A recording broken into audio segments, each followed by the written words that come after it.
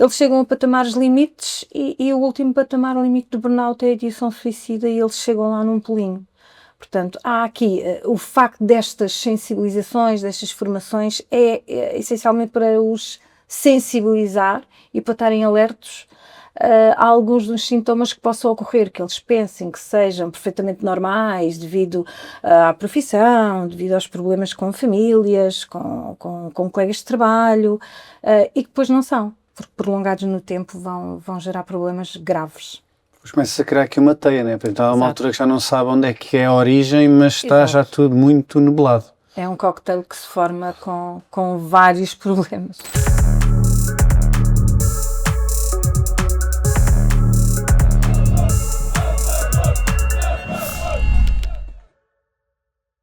Infelizmente nas forças de segurança tu vês mais casos de suicídio. Também é uma profissão muito complicada, muito mal entendida também. Nos chapadores tem-se visto mais agora.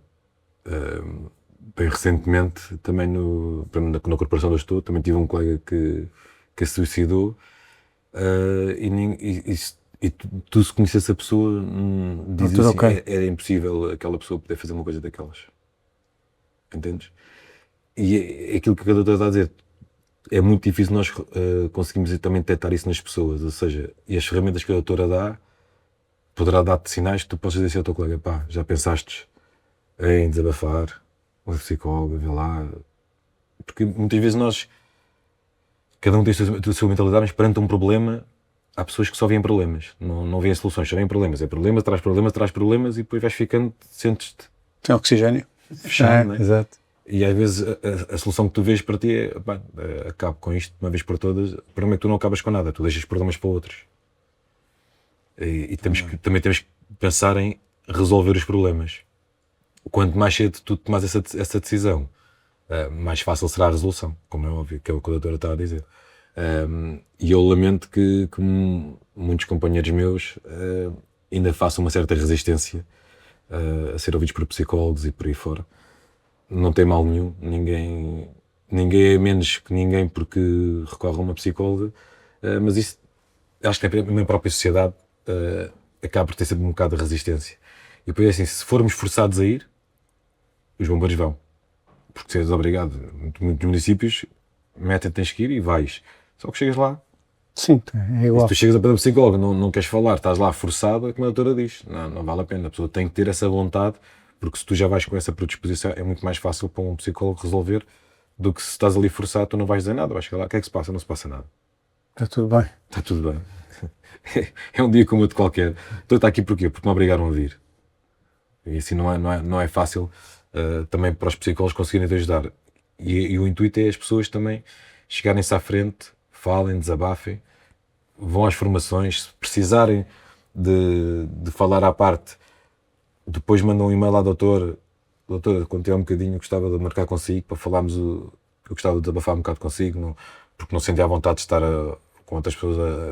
A formação é online, ou seja, não é presencial, ninguém é obrigado a ter as câmaras ligadas, se quiser ter desligado, está desligada, mas não tem mal nenhum, estão ali, são bombeiros chapadores, estão a falar de situações que possam ter sido traumáticas, se no final entenderem que querem falar à parte, mandam um e-mail, a doutora vai responder, olha, falamos dia X, pronto, e estão à vontade, falam só com a doutora, e posso-vos garantir que não há sequer comentários, a doutora não comenta nada com o sindicato, o que é que passou, o que é que não se passou, nem tem nada a ver com isso.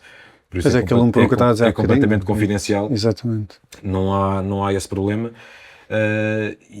e nós SNBS, estamos preocupados porque o estudo que a doutora fez também nos deixou essa preocupação. Uhum. Okay? E já nos custa a nós poder perder um colega, às vezes num acidente ou terem uma lesão grave, porque isto também é traumático. Tu tiveres uma lesão grave que deixas de poder fazer o teu serviço na plenitude, isto é traumático para um bombeiro. O bombeiro gosta ou seja, veio para a profissão é para estar prontos para o socorro. Exato. E às vezes, por um infortúnio, tu ficas impossibilitado de poder fazer o socorro porque já não tens condições para o fazer. E isto também é traumático. Às vezes as pessoas pensam que não é, mas é traumático tu vives o resto da tua carreira sabendo que tens ali aquela limitação, não é? Que não te permite ser o bombeiro que tu idealizaste. Então às vezes falar e perceber o problema também te ajuda, pronto, a levar a enfrentar o problema de outra forma, mais saudável, em que consegues ter uma vida profissional e familiar normalíssima, sem haver nada que te esteja a criar os problemas. E é esse o intuito da formação que nós disponibilizamos aos bombeiros, gratuita, confidencial. Também dizer aos bombeiros, cheguem-se à frente, está lá as indicações como é que é para terem direito à formação, aproveitem, porque aquilo que está-lhes a ser proporcionado eles não conseguem ter por parte da entidade empregadora, porque o psicólogo que a entidade empregadora fornece, como já te disse, é um aspecto geral. Okay? E os problemas que outros funcionários camarários têm não têm nada a ver com aquilo que têm os bombeiros chapadores. Okay? E isso também é importante saber, que os problemas de um não têm nada a ver com os outros. E quando se tenta levar tudo com aquela mesma bitola, se calhar às vezes não estamos a ajudar, estamos a prejudicar a pessoa.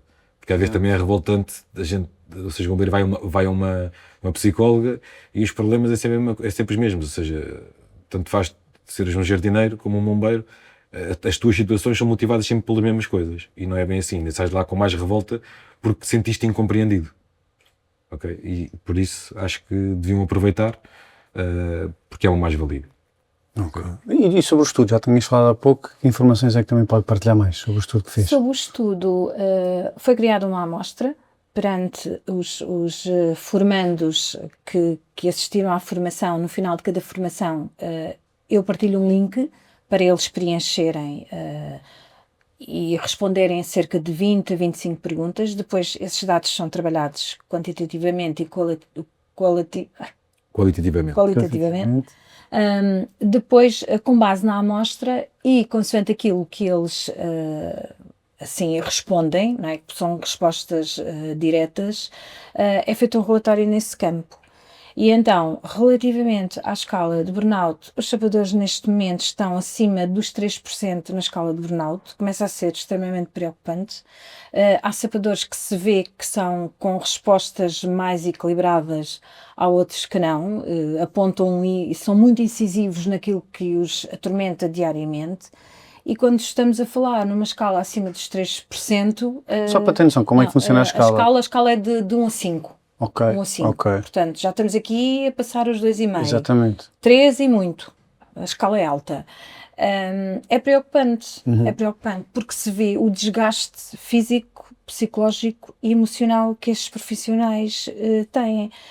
Independentemente de ser um sapador com 10 anos de serviço ou ser um sapador com 5 anos de serviço. Aqui a faixa etária e a idade não é relevante. Isto até acentua mais que é uma profissão de um risco extremo e que carece aqui de ser vista e de agirmos a este campo de forma diferente. Lá está aquilo que o Ricardo disse, a nível do apoio que lhes possam prestar, como é generalizado, a eficácia não é nula, claro que não é nulo, mas a eficácia que se pretende não tem os resultados positivos que se pretendia numa corporação. Ou seja, para intervir junto dos chapadores, há necessidade de perceber, de ir até ao conteúdo deles, de saber a forma deles estarem, porque são pessoas que têm comportamentos diferentes, eles próprios vão ficando com aquelas caras mais pesadas perante o contexto todo que visualizam, não é? E a especificidade da profissão em si. Há necessidade de chegar a eles de forma diferente. E ter aquela percepção e aquela sensibilidade para chegar a eles.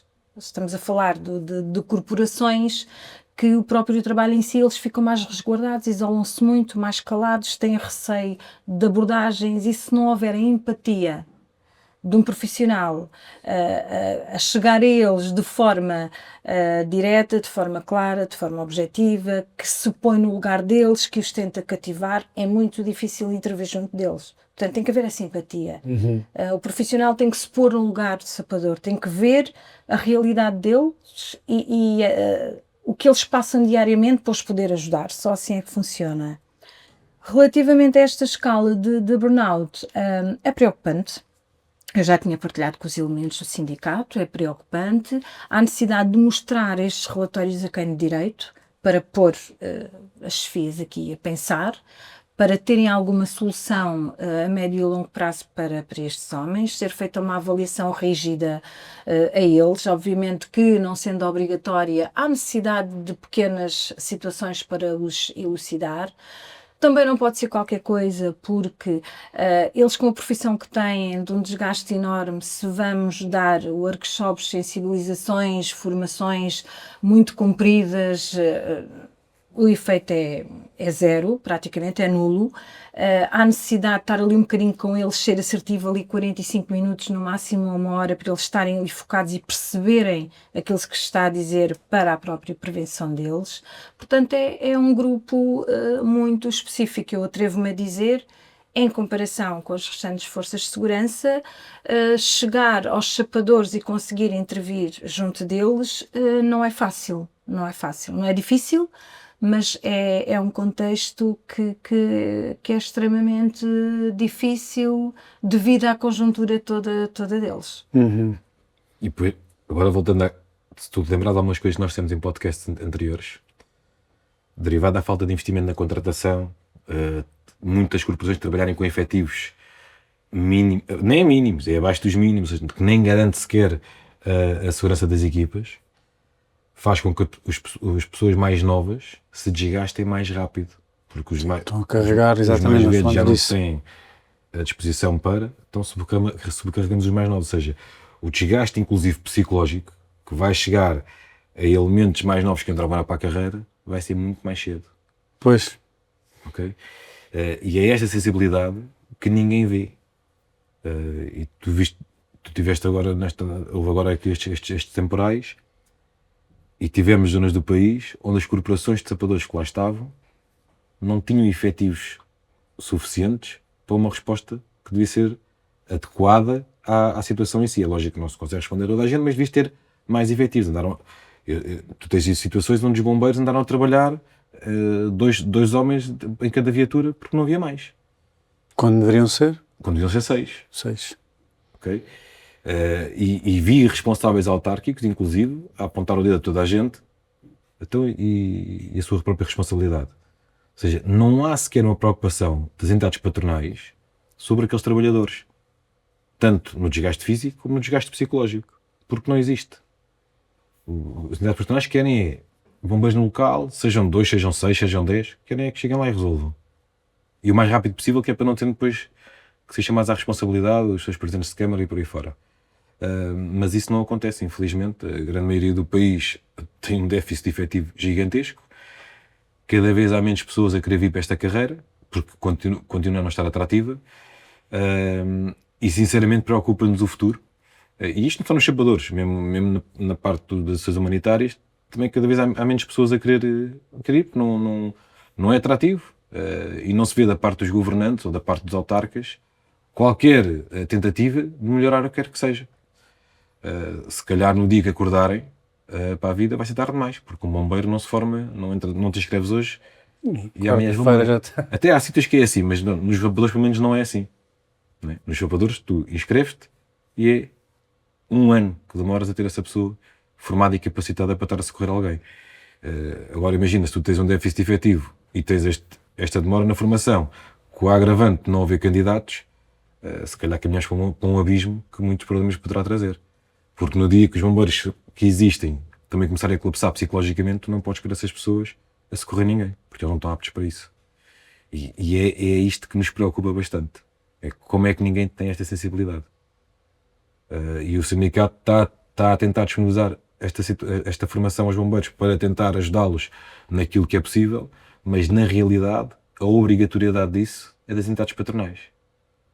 Pois é, isso que eu ia questionar, vocês o estudo depois já levaram, já me apresentaram, o que é que fizeram com o estudo? Ainda não apresentámos a nenhuma autarquia, mas já que estamos a fazer e temos o estudo connosco, não temos problemas em apresentar, mas eu também sei que vamos apresentar o estudo e eles vão dizer sim, é preocupante. Exatamente. E não vai mudar nada. Se há outros problemas ainda mais estruturais que não são adressados, não é? Não vão mudar nada. Infelizmente é o que temos. Mas iremos entregá-lo aos municípios que tiverem disponíveis para o receber, mas tu tens municípios que, para tu disponibilizares um psicólogo aos bombeiros, também não é fácil. Pois. Tens municípios grandes, como o de Lisboa, o Porto, etc. Têm psicólogos já do próprio município. Mas há outros que não é assim. Há outros que, se tu precisares, eles vão contratar ou vão-te mandar uma clínica, uma coisa qualquer, para tu poderes ser visto. Mas isso é só problemas. Isso, como começam com essas coisas, é sempre problemas. Se nós temos colegas nossos que até por acidentes que lhes provocaram limitações físicas, muitos deles foram mal assistidos, foram mal intervencionados, e os municípios descartam-se destas responsabilidades porque muitos contratam empresas de seguradoras, e a seguradora este ano é uma, ou ano já é outra, e por aí fora, e depois isto é muito complicado se tu conseguires recuperar essa pessoa a nível físico. E nós temos alguns casos disto em que um acidente que provocou lesões físicas também já levou à parte psicológica. Claro. E depois a revolta que o trabalhador teve de não ser devidamente intervencionado, e o descaso que os municípios têm tido com essas pessoas, levou a que essas pessoas a nível psicológico quebrassem. E os municípios, e posso dar um exemplo que me veio agora à ideia, Braga é um mau exemplo. É um mau exemplo como autarquia no respeito que tem pelos seus trabalhadores. Nós temos trabalhadores em Braga que tiveram acidentes de serviço, foram mal intervencionados, estão com lesões irrecuperáveis, ok? Já estão com problemas psicológicos à conta disso. E o que é que o município faz? Tem um comandante que, em vez de compreender a situação, não. É uma perseguição completa às pessoas, ou seja, que pode levar, inclusive, a situações extremas que a doutora estava a falar. Não só contra a própria vida ou contra terceiros. E é lamentável que um município como Braga não respeite isto. Ok, então para terminar, doutora, pedia só que faço tudo o que já partilhamos aqui, que de extrema relevância e que obviamente será crucial os chapadores terem consciência do que existe e do que é que podem fazer. O que é que diria aos chapadores neste momento realmente se estão mais retraídos a procurar ajuda por tudo o que já falamos? O que é que eu diria, o que é que eu digo atualmente aos chapadores? Primeiramente, eles têm uma ferramenta que é uma boa ferramenta de início do percurso nestas temáticas do burnout e da autoproteção deles, que são as formações que o sindicato disponibiliza a todos eles, que acaba por ser uma mais-valia para eles, dentro da possibilidade e daquilo que seja a viabilidade que eles achem que é para eles, assistirem. Há sempre um conhecimento diferente, há sempre uma troca de partilhas entre colegas e há sempre ali uma valorização muito grande nas formações que se fazem, que eles frequentem, porque é aí que eles vão ter um suporte para um dos grandes suportes para os orientar. Acho que isso é prioritário e se eles o entenderem fazer, acho que iria ajudar bastante na sua defesa diária. Depois, sem sombra de dúvida, devido àquilo e tudo aquilo que se falou aqui, se acharem que há qualquer coisa que os atormenta, peçam ajuda. É mais fácil intervir junto de um sapador quando está no início de algum síndrome, seja ele qual for, de alguma patologia, seja ela qual for, intervir no início, do que depois prolongar-se no tempo. O espaço de avaliação e de intervenção é muito maior e o sucesso por vezes não é aquele que se pretende. Portanto, sintomas, eu nas formações elucido para quadros a nível emocional, cognitivo, físico, em que lhes digo, se tiverem mais do que 3 pontos em cada quadro, são alvo de uma primeira intervenção, de uma primeira abordagem. Portanto, é nas formações que eles vou pô-los a pensar, aqui o intuito é pô-los a pensar, para eles depois, sem qualquer tipo de estigma, pedirem ajuda e falarem dentro daquilo que eles acham que se enquadram ou não naquilo que eu digo. Sem sombra de dúvida, como eu já disse anteriormente, pedir ajuda acaba por ser um sinal de inteligência e não de qualquer tipo de desvalorização. Eles minimizam o risco e ganham qualidade de vida. E acima de tudo, é gratuito e confidencial. Exatamente, exatamente. Pronto, agora parece-me aqui que a bola está do lado de todos os chapadores para tentarem realmente aproveitar. Eu espero que mais cheguem à frente e aproveitem que vale a pena. Boa. Muito obrigado. Nada. Obrigada. Boa tarde.